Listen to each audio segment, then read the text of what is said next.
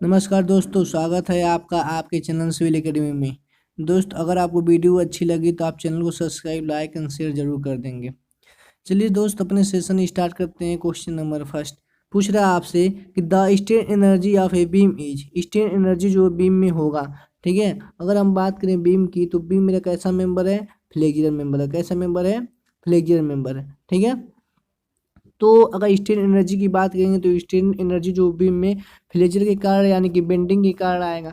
चलते हैं ऑप्शन पे, देखते हैं। पूछ रहे हैं यहाँ पे कि ऑप्शन नंबर ए में दिया गया है कि independence of shear force in the beam, ठीक, independence of bending moment in the beam, या same as the total potential energy, या नन ऑफ दिस। तो आपको बताना है कौन सा ऑप्शन करेक्ट है, ठीक। अगर बात करें इसके सोल्यूशन की, ठीक है, देखते हैं इसका सोल्यूशन। दिया है the beam is a flexible member, the state energy of beam thrust come the primary of bending, ठीक है। हमारा जो स्टेट एनर्जी है, ठीक है, वो किसके कारण आता है? बेंडिंग का।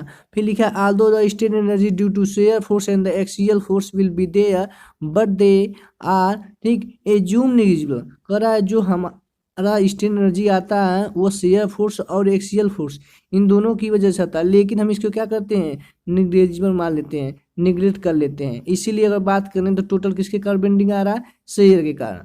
तो क्या आ जाएगा ऑप्शन में? हमारा शेयर फोर्स और एक्सियल फोर्स पे क्या है? इंडिपेंडेंस है, ठीक है। तो option number B is correct answer, ठीक है। चलते हैं नेक्स्ट क्वेश्चन पे।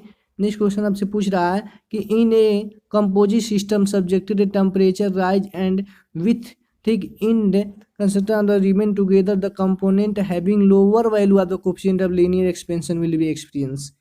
कह रहे हैं हमसे कि अगर हम किसी भी कंपोजिट सिस्टम का, ठीक है, टेम्परेचर बढ़ाएंगे तो उस पूरे होल बॉडी में हमें कौन सा स्टेट देखने को मिलेगा, ठीक है। तो कौन सा स्टेट देखने को मिलेगा? आप जानते हैं कि टेम्परेचर जब किसी भी चीज़ का, किसी भी बॉडी का बढ़ाया जाता है तो क्या होता है? उसमें डिफॉर्मेशन देखने को मिलता है, और deformation due to tensile stress, ठीक है। तो चलेंगे इसके सोल्यूशन पे। तो लिखा है यहाँ पे the component of the having more the value of coefficient of linear expansion will be ten the, ठीक है, undergo more extension, hence the to resistance will be, ठीक, subjected the compressive stress, therefore the other component will be subject to tensile stress. तो क्या होगा? अगर आप temperature बढ़ाएंगे, ठीक है, किसी भी कंपोजिट सिस्टम में, तो क्या होगा? टेम्परेचर बढ़ाने से उसमें लीनियर डिफॉर्मेशन होगा। लीनियर डिफॉर्मेशन का मतलब होता है उसकी लंबाई में वृद्धि।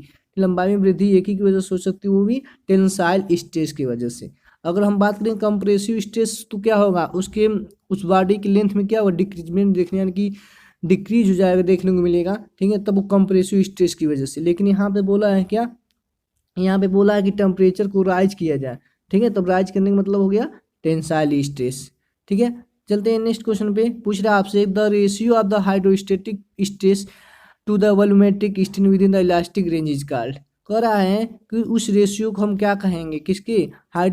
हाइड्रोस्टेटिक स्ट्रेस को और वॉल्यूमेट्रिक स्ट्रेस को, स्ट्रेन को।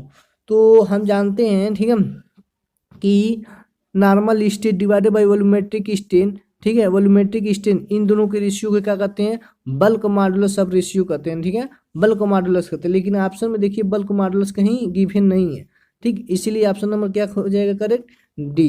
चलते हैं इसका सोल्यूशन की बात करेंगे। तो सोल्यूशन में देखिए दिया है the ratio of the hydrostatic stress to the volumetric strain, ठीक, within the elastic range is called bulk modulus. इसे के से डिनोट करते हैं। तो option number D is correct answer. चलते हैं नेक्स्ट क्वेश्चन पे। कह रहा है यहाँ पे द फोर्स एक्टिंग नॉर्मल, ठीक है, ऑन द क्रॉस सेक्शनल, ठीक, are the bar showing the figure below. कह रहे हैं यहाँ पे जो फिगर दिया गया है, यहाँ पे फोर्स अप्लाई किया गया है। कौन सा फोर्स? ठीक है, टेंसाइल फोर्स। तो बताइए टेंसाइल फोर्स अप्लाई करने पे कौन सा स्ट्रेस आएगा? टेंसाइल स्ट्रेस आएगा, ठीक है।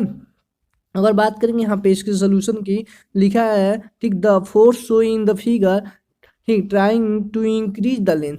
टेंसाइल फोर्स की वजह से क्या होता है? लेंथ में इंक्रीजमेंट देखने को मिलता है, ठीक, इसीलिए हम कह सकते हैं कि जो डेवलप होगा वो टेंसाइल स्ट्रेस डेवलप होगा, ठीक। Option number B correct answer. चलते हैं नेक्स्ट क्वेश्चन पे। कह रहा है यहाँ पे a material is said to be perfectly elastic. हम मटेरियल को कब कहेंगे ये परफेक्टली इलास्टिक है? तो इलास्टिक मटेरियल तब कहते हैं जब किसी भी बॉडी पे फोर्स लगाया जाए, फोर्स हटाने पे क्या हो जाए, वो बॉडी अपने ओरिजिनल शेप में आ जाए, ठीक ना। ओरिजिनल शेप में आ जाएगी तो उसे कहेंगे ये मटेरियल कैसा, इलास्टिक है, ठीक। अगर वो मटेरियल पे लोड हटाने के बाद भी अगर वो अपने ओरिजिनल शेप में नहीं आती है तो उसे कहेंगे प्लास्टिक है, ठीक है। तो ऑप्शन में देखते हैं यहाँ पे दिया है it regain to original shape on removal the load, बिल्कुल करेक्ट। जैसे हम क्या करते हैं, लोड को हटाते हैं तो क्या होता है, अपने ओरिजिनल शेप में आ जाता है, इसी को हम कहते हैं इलास्टिक, ठीक है। तो अगर बात करें कि सोल्यूशन की, दिया है यहाँ पे, सॉरी सोल्यूशन नहीं इसका, चलते हैं नेक्स्ट क्वेश्चन पे। दिया है यहाँ पे भी कि एक बार है मेरे पास, वो एक एक क्या है मेरा पास, ब्रॉन्ज है और एक मेरा क्या है, कापर है। ब्रॉन्ज का एरिया दिया है AB एंड कापर का एरिया दिया है AC। तो दिया है यहाँ पे AB and AC are the cross sectional of the bronze and the copper are equal length equal है, और उसमें जो स्ट्रेस उत्पन्न हो रहा है वो sigma B and sigma C हो रहा है। तो बात करना है यहाँ पे ड्यू टू लोड अप्लाई करने पे, तो लोड में यानी कि PB जो है ब्रांच में और PC हो गया मेरा कॉपर में, और कह रहा है यहाँ पे क्या होगा, ठीक है। तो देखते हैं यहाँ पे, आप जानते हैं जब मेरा कोई भी बार है, ठीक है, तो उसमें जो स्ट्रेन होगा, ठीक, स्ट्रेन क्या होगा देखने को मिलेगा। तो स्ट्रेन की बात करेंगे हुकला से, तो स्ट्रेन इजकल टू क्या होता है, यही तो होता है स्ट्रेन इजकल टू, ठीक है, सिग्मा डिवाइडेड बाई ई, ठीक, ये हो गया। अगर बात करेंगे यहाँ ब्रॉन्ज की एंड कापर की, तो दोनों में स्ट्रेन आपको सेम देखने को मिलेंगे, बस समझ में आई। दोनों में यानी कि ब्रॉन्ज में यानी sigma B, sorry strain B, bronze में स्ट्रेन और मेरा कापर में स्ट्रेन, दोनों में सेम देखने को मिलेंगे, ठीक है, इसी में देखने को मिलेंगे। इसलिए क्या हो जाएगा, वो क्लास ये होता है, तो ब्रॉन्ज में stress divided by E equal to copper में स्ट्रेन डिवाइडेड बाई ई, ये दोनों क्या होंगे, इक्वल होंगे। तो ऑप्शन नंबर A करेक्ट है, ठीक है। चल उसके बाद अगर बात करें ऑप्शन नंबर B की, तो टोटल लोड जो होगा कौन कौन सहन करेगा, तो मेरा ब्रॉन्ज का ब्रॉन्ज सहन करेगा और कॉपर सहन करेगा, यानी कि P इजकल टू क्या हो जाएगा, कहेंगे PB प्लस PC, यही तो होगा। टोटल लोड के ये दोनों तो सहन करेंगे। अब बात करें ऑप्शन नंबर C की, तो आप जानते हैं यहाँ पे कि अभी लिखे हैं P equal to PB plus PC, ठीक। तो PB यानी कि स्ट्रेस इजकल टू क्या हो जाएगा, स्ट्रेस इजकल टू होता है क्या, F/A, ठीक। तो इस F को अगर ब्रांच की बात करेंगे, FB कितना आ जाएगा, FB में आ जाएगा स्ट्रेस इंटू एरिया, और किसका एरिया, ब्रांच का एरिया और ब्रांच का स्ट्रेस, ठीक है। तो इसकी जगह जब रखेंगे, इसकी जगह जब कॉपर का रखेंगे तो आपको ये मिलेगा, ठीक। तो option number A B C तीनों क्या है, करेक्ट है। अगर सोल्यूशन की बात करेंगे तो थोड़ा देखेंगे इसको, ठीक है। देखिए यहाँ पे दिया है, कह रहा है कि एज्यूमिंग द डिफॉर्मेशन, ठीक, चेंज जो लेंथ होगा उसमें क्या होगा, दोनों में सेम देखने को मिलेगा, ठीक है। इसीलिए हम कह सकते हैं कि जो उसमें स्ट्रेन आएगा दोनों में क्या आएगा, इक्वल आएगा। इसीलिए हुक लॉ से वेरीफाई कर दिया, यहाँ पे देख लेंगे सिग्मा B जो है मेरा, ठीक, sigma B by sigma B बटा, ठीक है, EB equal to sigma C बटा EC क्या है मेरा, ठीक है, कॉपर का इलास्टिक, और मेरा ब्रॉन्ज EB क्या है, कॉपर ब्रॉन्ज का इलास्टिक। चलते हैं नेक्स्ट क्वेश्चन पे, पूछ रहा है the ratio of the shear stress and the shear strain is elastic material. Shear stress और शियर स्ट्रेन के रेशियो को हम क्या कहते हैं, उसे कहते हैं मॉडुलस ऑफ रिजिडिटी। अब मॉडुलस ऑफ रिजिडिटी के साथ साथ एक नाम और कहते हैं, वो बता दिया गया है, ठीक। प्रीवियस ईयर वीडियो में बता चुके हैं कि शेयर मॉडुलस ऑफ रिजिडिटी का दूसरा नाम क्या है, शेयर मॉडुलस है। तो देखिए ऑप्शन नंबर B में दिया गया है कि both modulus of rigidity and share modulus, इसको क्या कहते हैं, इसे G से या N से डिनोट करते हैं। Option number B correct answer, ठीक है। चलते हैं सोल्यूशन नेक्स्ट क्वेश्चन पे, तो दिया है यहाँ पे क्या, ठीक है, दिया है यहाँ ए लोड ऑफ, ठीक, 90-60 न्यूटन, ठीक, राइज द इन वायर दिया, वह डायमीटर आपको निकालना है उसका, ठीक है, और वायर में स्ट्रेस दे दिया है 100 न्यूटन प्रति mm²। कुछ करना नहीं है, जैसे एक बार दिया है, ठीक, एक बार दे दिया है, आप सिंपल से एक फार्मूला जानते होंगे, स्ट्रेस इजकल टू क्या होता है, F/A, ठीक। इसी पुट कर लीजिए यहाँ पे, इस एरिया से डायमीटर निकाल दीजिए, क्वेश्चन हो जाएगा सॉल्व। तो देखेंगे सोल्यूशन में इसके, ये हो गया यहाँ पे एरिया निकाल, एरिया इजकल टू P/A हो जाएगा, यहाँ से D निकालेंगे तो D इजकल टू आ जाएगा कितना, 5 mm। 5 mm क्या है इसका करेक्ट आंसर है, ठीक है। चलते हैं नेक्स्ट क्वेश्चन पे, ठीक। नेक्स्ट क्वेश्चन पूछ रहा है ए बार है, ठीक, एक बार दिया जिसकी लंबाई एल मीटर है, ठीक, और उसका क्रॉस सेक्शन ए है, और subjected a gradually applied tensile load W, तो इसमें स्ट्रेन एनर्जी बताना है। तो स्ट्रेन एनर्जी इक्वल टू जानते हैं क्या है, स्ट्रेन एनर्जी इक्वल टू जानते हैं क्या है, ठीक, ई इक्वल टू क्या जानते हैं, ये तो E equal to U equal to ये तो 1/2, ठीक, स्ट्रेस इंटू स्ट्रेन, और स्ट्रेन इक्वल टू हो गया मेरा क्या, ये हो गया मेरा W L divided by A E, ठीक, और स्ट्रेस इक्वल टू क्या हो जाएगा, स्ट्रेस इक्वल टू जाएगा क्या, डब्लू बाई ए, ठीक। ये सारा डाटा रखेंगे तो आपको क्या मिल जाएगा, मिल जाएगा सोल्यूशन, ठीक है।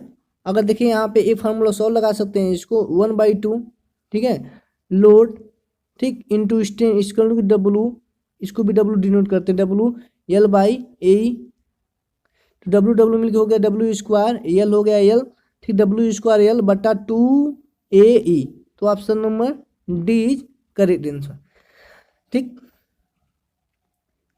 नेक्स्ट क्वेश्चन पे चलते हैं, पूछ रहा है आपसे कि when the load is transfer thought, ठीक, वन सरफेस टू अनदर, तब कौन सा स्टेट डेवलप होगा, जब मेरा लोड जो है, ठीक है, ट्रांसफर हो रहा है एक सरफेस से दूसरे सरफेस पे, तो पूछ रहा है तब कौन से स्टेट डेवलप होगा, टेंसाइल स्टेज, कंप्रेसिव स्टेज या शेयर स्टेज, या नन आदि में। तो हम जानते हैं, ठीक है, जब हमारा स्टेज जो है, जब हमारा जो लोड जो है एक सरफेस दूसरे सरफेस पर ट्रांसफर होता है, तो उस समय हमारा कौन सा स्टेज डेवलप होता है, बियरिंग स्टेज। यहाँ तो ऑप्शन में बियरिंग स्टेज गिवन नहीं है, इसलिए option number D is correct answer, ठीक है। बात करें सोल्यूशन की, तो देखा है यहाँ पे when load is transfer through the one surface to other surface, तो उस समय कौन सा स्टेज डेवलप होगा, उस समय हमारा स्टेज कौन सा डेवलप होगा, बियरिंग स्टेज, ठीक है। तो option number D is correct answer, ठीक है। चलते हैं नेक्स्ट क्वेश्चन पे। नेक्स्ट क्वेश्चन हमसे पूछ रहा है कि पॉइजन रेशियो को बताना है स्टील का, किसका बताना है, स्टील का बताना है। स्टील का पॉइजन रेशियो कितना होता है, 0.28 होता है नियर अबाउट, ठीक है। मैक्सिमम रेंज में ही देखा गया, तो देखते हैं किस ऑप्शन में, ऑप्शन नंबर सी में दिया गया है, ठीक है, सी में वैल्यू लाई करेगी, ठीक, तो option number C is correct answer. चलते हैं नेक्स्ट क्वेश्चन पे, कह रहा है the ratio of the lateral strain to axial strain is, ठीक है, होमोजेनियस मटेरियल बताना है आपको, ठीक, लेटरल स्ट्रेन और एक्सियल स्ट्रेन, इसी लेटरल को, ठीक, इसी एक्सियल को हम लॉन्गिट्यूडनल स्ट्रेन भी बोलते हैं, कंफ्यूज नहीं होंगे, ठीक, लेटरल टू लॉन्गिट्यूडनल स्ट्रेन, इन दोनों को रेशियो को हम क्या बोलते हैं, इन दोनों को रेशियो को बोलते हैं पॉइजन रेशियो, ठीक। आप हमें बताएंगे कि किस मटेरियल का पॉइजन रेशियो जो होता है 0.4 होता है, ठीक है, और रबड़ का तो पता होगा, रबड़ का कितना होता है 0.5, ठीक है। तो आपको बताना है 0.4 किस मटेरियल का होता है। चलते हैं नेक्स्ट क्वेश्चन पे, ठीक, दिया यहाँ पे द नॉर्मल, ठीक, normal and the tangential component of the state, ठीक, in inclined plane thought the theta degree direction, ठीक, of the force will be equal, कह रहे हमारा यहाँ पे बताना है, ठीक, थीटा कितना होगा, थीटा कितना होगा जब हमारा क्या हो, जब हमारा जो फोर्स जो है कौन कौन सा नॉर्मल स्टेट और टेंजेंशियल स्टेट लाई कर रहा है वो भी इक्वल हो, तो बताइए थीटा का वैल्यू कितना होगा, ठीक है। तो देखेंगे यहाँ पे थीटा का वैल्यू आपको बताना है, ठीक, मान लीजिए कोई भी प्लेन है, इस प्लेन पे मेरा क्या है, एक स्टेट डेवलप हो रहा है, क्या हो रहा है, एक स्टेट डेवलप, ठीक है, एक स्टेट डेवलप हो रहा है। तो बात करेंगे टेंजेंशियल स्टेट क्या होता है, सरफेस के एलांग जो लगता है वो टेंजेंशियल हो गया, ठीक, और मेरा जो नॉर्मल होगा वो सरफेस 90 डिग्री पे लगता है, ठीक है। तो मेरा क्या हो गया, ये मेरा हो गया, अगर इसको आप इसको ये मान लीजिए अगर थीटा एंगल पे है, तो इसको जब कंपोनेंट को वियोजित करेंगे तो ये मेरा क्या आ जाएगा, साइन आ जाएगा, सिग्मा साइन, ये हो जाएगा मेरा क्या, सिग्मा कास, ठीक। तो सिग्मा साइन और सिग्मा कास, अब बोला यहाँ पे फोर्स मेरा क्या है, इक्वल है, जब दोनों फोर्स को इक्वल करेंगे आप, यानी कि सिग्मा साइन बटा सिग्मा कास, ठीक, तो सिग्मा सिग्मा कट जाएगा, साइन बटा कास हो जाएगा 10, और 10 थीटा इक्वल टू 1, और तो 1 किसका मान है, 45 का, ठीक है, तो थीटा इक्वल कितना जब 45। तो देखते हैं सोल्यूशन पे, सोल्यूशन देखेंगे यहाँ पे दिया है, ठीक है, नॉर्मल कंपोनेंट हो जाएगा मेरा क्या, सिग्मा साइन थीटा, और मेरा टेंजेंशियल हो गया सिग्मा कास थीटा, और टेंजेंशियल हमेशा सरफेस के एलांग लगता है, ठीक है, मतलब, और हमारा जो नॉर्मल है सरफेस के परपेंडिकुलर डायरेक्शन, तो ये हो गया। अब दोनों फोर्स बोला है क्वेश्चन में क्या है, इक्वल है, देखिए यहाँ पे बोला है क्या, दोनों फोर्स इक्वल है, तो दोनों फोर्स को इक्वल करेंगे, थीटा इक्वल टू कितना आ जाएगा 45 डिग्री। 45 डिग्री करेक्ट आंसर है इसका, option number A is correct answer. चलते हैं नेक्स्ट क्वेश्चन पे, पूछ रहा है आपसे यहाँ पे द लोकस ऑफ द ठीक end point of the resultant of the normal and tangential component of the stress on the inclined plane is. यहाँ पे बताना है किसी ऐसी बिंदु पे यानी किसी ऐसी बिंदु पे हमारा जो है नॉर्मल और टेंजेंशियल दोनों क्या कर रहे हैं, लाई कर रहे हैं। ठीक, तो उस पॉइंट पे बताना है component stress on the inclined plane, हमारा जो कैसा जो है शेप देखने को मिलेगा। ठीक है, एक ही बिंदु पे जो है नॉर्मल और टेंजेंशियल दोनों काम कर रहे हैं। ठीक है, ऐसी बिंदु पे जब इंक्लाइंड प्लेन पे ऐसे होते हैं तो हमारा जो है मूवर सर्किल से देखा गया है। ठीक, क्या the locus of the end point of the resultant ठीक normal straight and tangential component of the straight on the inclined plane generate a circle is known as the mover circle. ठीक है, ये मूवर सर्किल को depend बताते हैं ये, जब हमारा नॉर्मल और टेंजेंशियल दोनों क्या है एक पॉइंट पे लाई करते हैं किसी इंक्लाइंड प्लेन पे, तो उसे हम कैसे डिनोट करें। देखिए क्या बना है, एक सर्कल बना हुआ है, तो option number A is correct answer. Friends अगर आपको वीडियो अच्छी लगे तो चैनल को सब्सक्राइब कर लेंगे, लाइक भी कर लेंगे। ठीक है, अपने फ्रेंड्स में ज़्यादा से ज़्यादा शेयर भी कर देंगे। अब नेक्स्ट क्वेश्चन आपसे पूछ रहा है कि प्रिंसिपल प्लेन बताना है आपको, प्रिंसिपल प्लेन किसे कहते हैं। ठीक है, प्रिंसिपल प्लेन उस प्लेन को कहते हैं जहाँ पे मेरा शेयर स्ट्रेस क्या हो, जीरो हो। ठीक है, लेकिन नॉर्मल स्ट्रेस जीरो ना हो, कुछ ना कुछ हो, तो उसे कहते हैं प्रिंसिपल प्लेन। तो प्रिंसिपल प्लेन में क्या होगा, हमारा शेयर स्ट्रेस क्या होता है, हमेशा जीरो होता है। ऑप्शन पे चलते हैं, तो ऑप्शन में क्या हो जाए, नॉर्मल स्ट्रेस ओनली आएगा या टेंजेंशियल स्ट्रेस, या नॉर्मल या टेंजेंशियल दोनों। अभी बताए हैं कि प्रिंसिपल प्लेन पे हमेशा जो है कौन सा स्ट्रेस आएगा, नॉर्मल स्ट्रेस। टेंजेंशियल स्ट्रेस हमेशा जीरो, जब टेंजेंशियल स्ट्रेस हमेशा जीरो होगा, ठीक है, यानी कि शेयर स्ट्रेस जीरो, तो ऑप्शन नंबर बी तो नहीं हो सकता। ठीक है, ऑप्शन नंबर इसमें भी दो टेंजेंशियल स्ट्रेस दिया, ये भी नहीं हो सकता, नन ऑफ दी होने का कोई चांस नहीं है। यहाँ पे option number A is correct answer, क्योंकि प्रिंसिपल प्लेन उसी प्लेन को कहते हैं जहाँ पे नॉर्मल स्ट्रेस बस एक्ट करें। ठीक है, चलते हैं नेक्स्ट क्वेश्चन पे। नेक्स्ट क्वेश्चन आपसे पूछ रहा है, इसके सोल्यूशन की बात करेंगे तो सोल्यूशन दिया है कुछ ऐसे। ठीक है, principal plane can be defined as the plane where shear stress क्या हो, जीरो हो, और मेरा plane with only the substitute normal stress, normal stress बस उससे काम करेगा। ठीक है, शेयर स्ट्रेस हमारा क्या होगा, जीरो होगा। ठीक है, चलिए फ्रेंड्स अगर आप हमारे वीडियो चैनल पे नए हैं तो चैनल को सब्सक्राइब कर लेंगे। ठीक, और अपने फ्रेंड में ज़्यादा से ज़्यादा शेयर कर देंगे। Thank you for watching. जय हिंद, जय भारत।